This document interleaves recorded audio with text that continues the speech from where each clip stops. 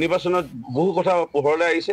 প্ৰথমটো যদি আমি ক'বলৈ যাওঁ, ইয়াত আমাৰ কংগ্ৰেছৰ দুই এজন এতিয়াও চিনাকি আছে। তেওঁলোকক সুধিছিলোঁ তোমালোকে ইমান শোচনীয় পৰাজয় কেলে হ'ল। তেওঁলোকে এইটোৱে কৈছে দুখ আক্ষেপ মনেৰে যে তেওঁলোকৰ সাংসদজনক তেওঁলোকে জিকাই পঠালে হয়, কিন্তু এবছৰ ধৰি তেওঁলোকে বিভিন্ন বিদ্যালয়ত মহাবিদ্যালয়ত উৎসৱসমূহ পাতিছিলে। বহু আশাৰে সাংসদজনক ৰাইজক কৈ দিছিল যে সাংসদজন আহিব, কংগ্ৰেছৰ সাংসদজন গৌৰৱ গগৈ, কিন্তু অনুষ্ঠানবোৰলৈ নাহে। আমাৰ ইয়াতকে আৰু শোচনীয় পৰিস্থিতি আমাৰ আহিব গৈ আছে। তেওঁলোকে দুখ আক্ষেপেৰে কৈছে। আৰু সাংসদজনৰ আজিৰ তাৰিখত যি সামান্য মাননীয় মুখ্যমন্ত্ৰী মহোদয়ে প্ৰশ্ন সুধিছিলে, সাধাৰণ প্ৰশ্ন, এতিয়া মুখ্যমন্ত্ৰীৰ পিছতে এতিয়া সৰ্বসাধাৰণ ৰাইজে সুধিছে। এতিয়া আমিও জানিব বিচাৰিছো প্ৰকৃতত বিয়া পতাৰ পিছত 12-13 বছৰ পিছলৈকে তেওঁ সহধৰ্মিনীগৰাকীক এতিয়ালৈকে ভাৰতীয় নাগৰিক কৰিলে নাই। দুটি সন্তানক ভাৰতীয় নাগৰিক কৰিলে নাই।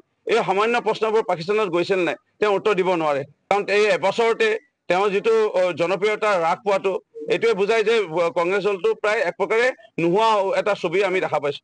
ইয়াত ফিতাহী মাৰি কথা কোৱা অখিল গগৈ ডাঙৰীয়াৰ যি নিজৰ গাঁও, য'ত মাক আজিও বৰ্তমান মৰিয়নি সমষ্টিৰ লোক এখন গাঁৱত থাকে, পূবলেং গাঁও পঞ্চায়তৰ অধীনত, সেই গাঁৱৰ লোকসকলে তেওঁৰ কথা নুশুনিল। অৰ্থাৎ তাত তেওঁ ৱাৰ্ড মেম্বাৰ প্ৰাৰ্থীগৰাকীও জিকাব নোৱাৰিলে ৰাইজৰ দলৰ এই নেতাগৰাকীয়ে, চৌকল নেতাগৰাকীয়ে তেওঁ ৱাৰ্ড মেম্বাৰ এজন জিকাব নোৱাৰিলে, বা আঞ্চলিক পঞ্চায়ত জিলা পৰিষদটো দূৰৰ কথা।